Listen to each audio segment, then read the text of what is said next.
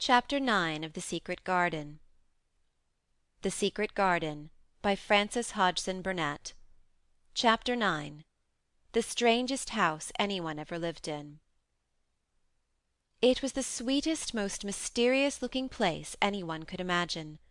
The high walls which shut it in were covered with the leafless stems of climbing roses, which were so thick that they were matted together. Mary Lennox knew they were roses, because she had seen a great many roses in India. All the ground was covered with grass of a wintry brown, and out of it grew clumps of bushes which were surely rose-bushes if they were alive. There were numbers of standard roses which had so spread their branches that they were like little trees. There were other trees in the garden, and one of the things which made the place look strangest and loveliest was that climbing roses had run all over them and swung down long tendrils which made light swaying curtains, and here and there they had caught at each other or at a far-reaching branch, and had crept from one tree to another, and made lovely bridges of themselves.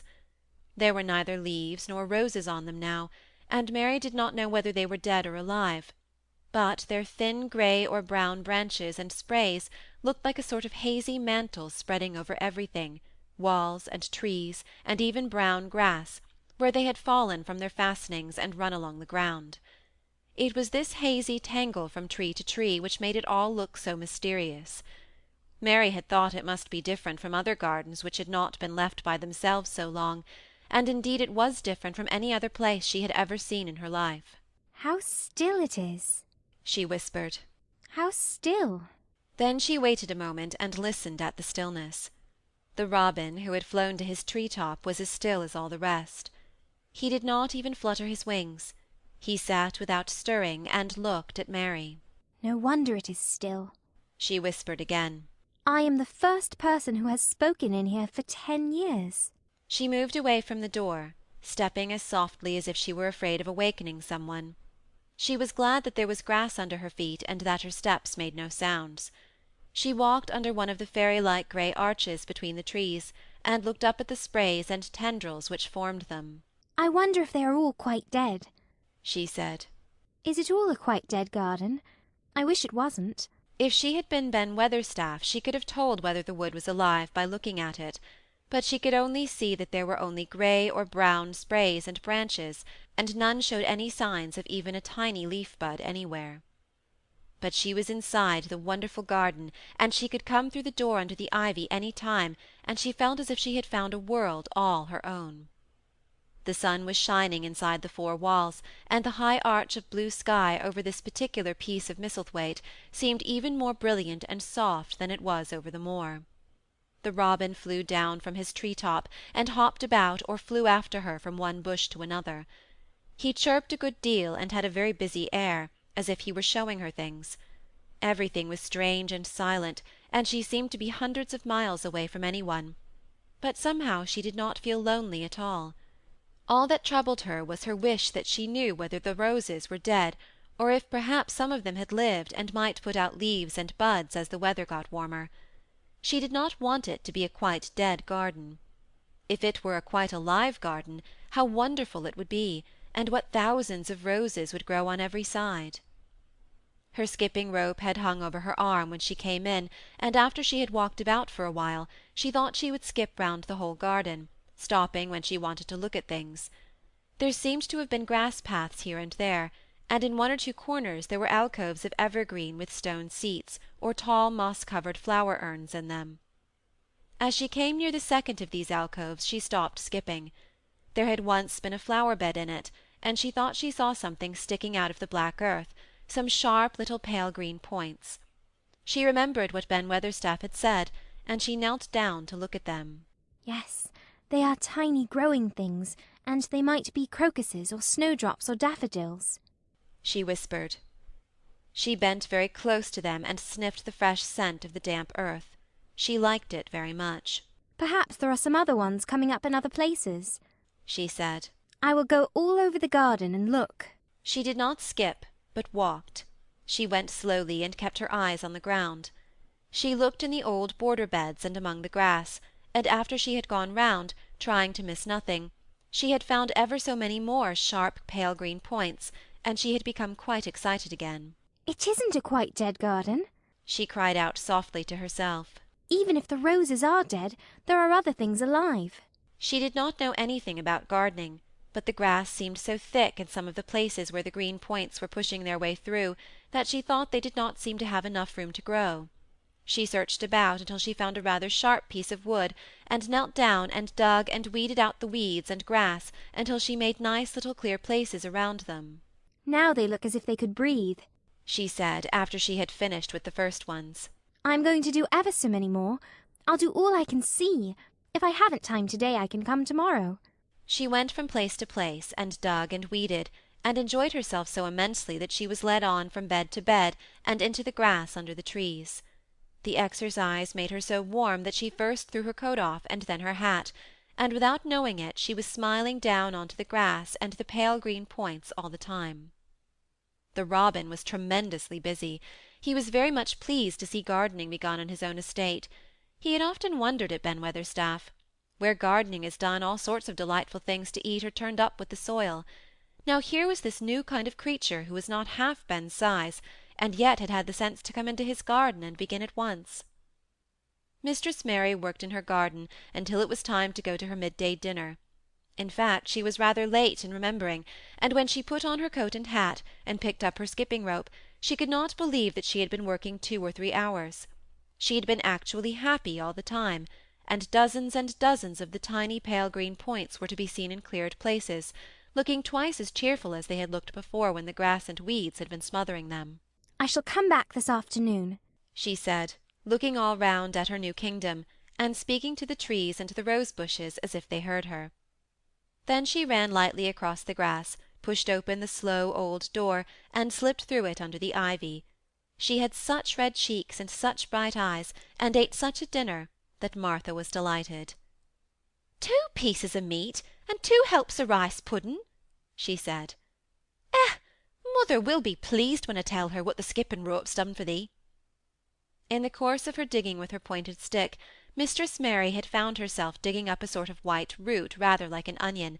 She had put it back in its place and patted the earth carefully down on it, and just now she wondered if Martha could tell her what it was.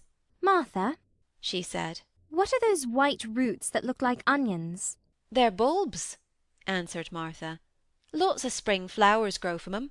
The very little ones are snowdrops and crocuses, and the big ones are narcissuses and jonquils and daffodillies.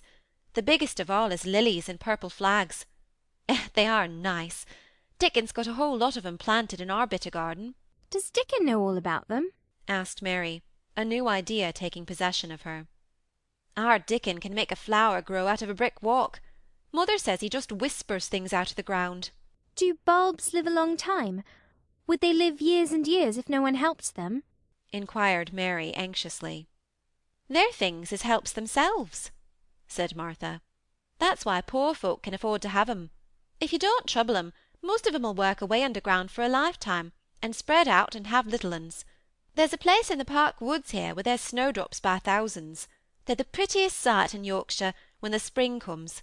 No one knows when they was first planted. I wish the spring was here now, said Mary.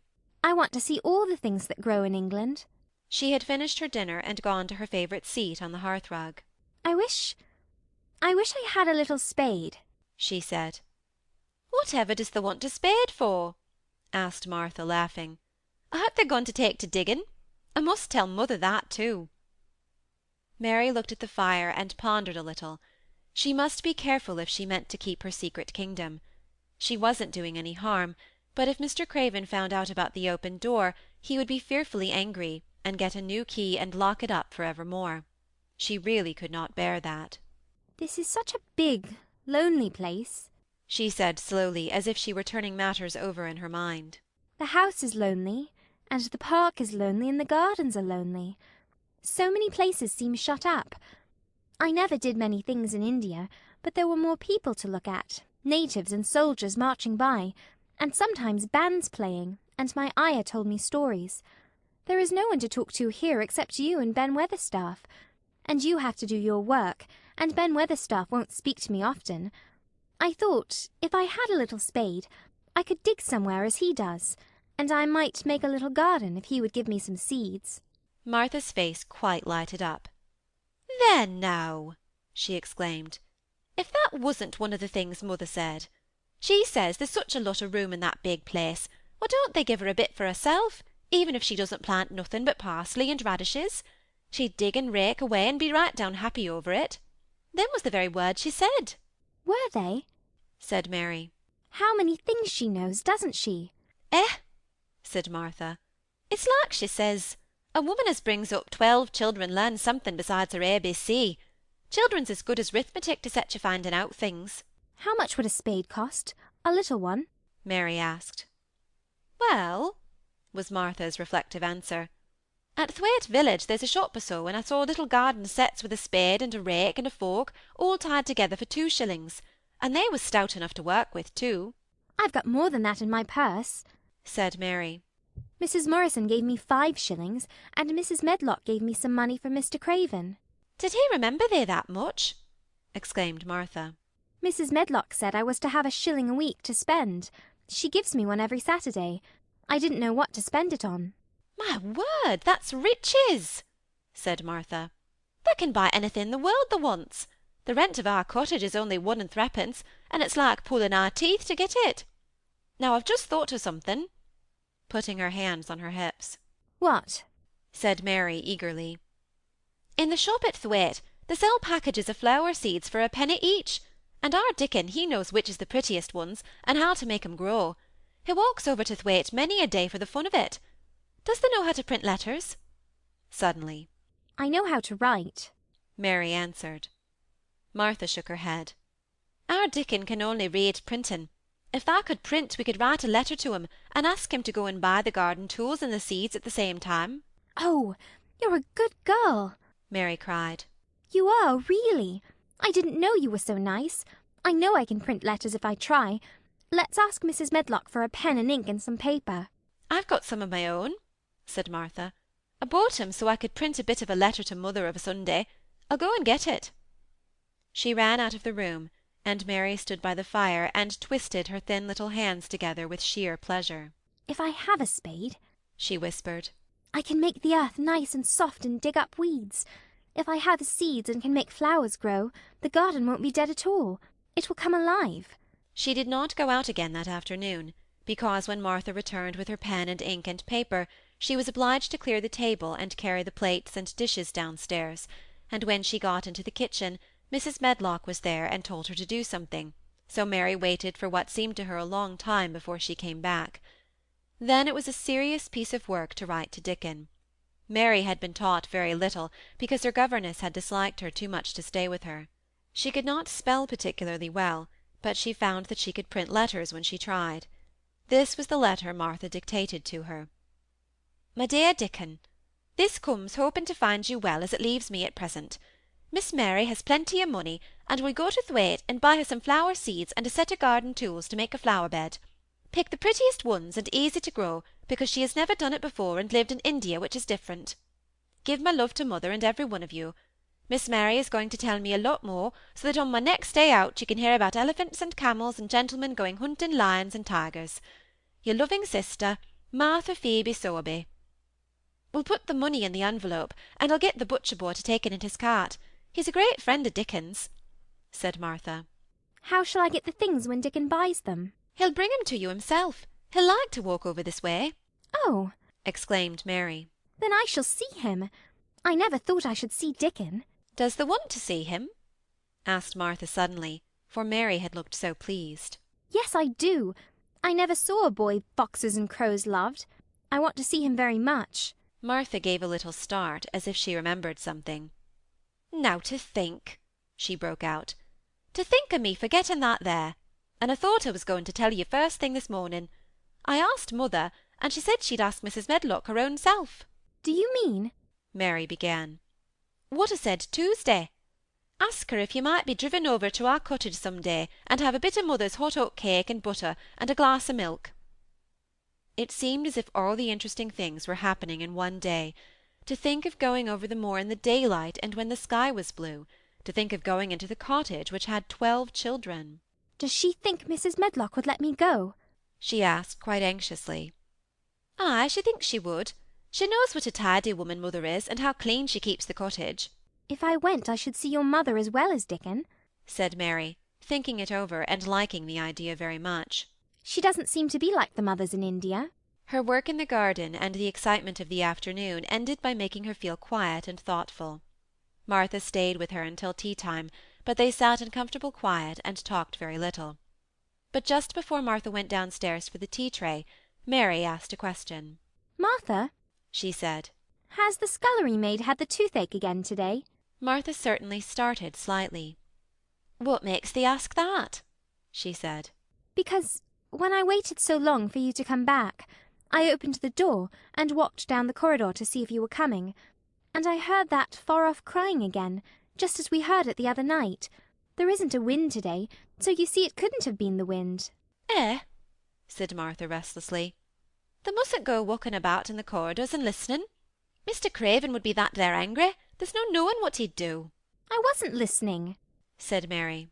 I was just waiting for you, and I heard it. That's 3 times. "My word, there's Mrs. Medlock's bell," said Martha, and she almost ran out of the room.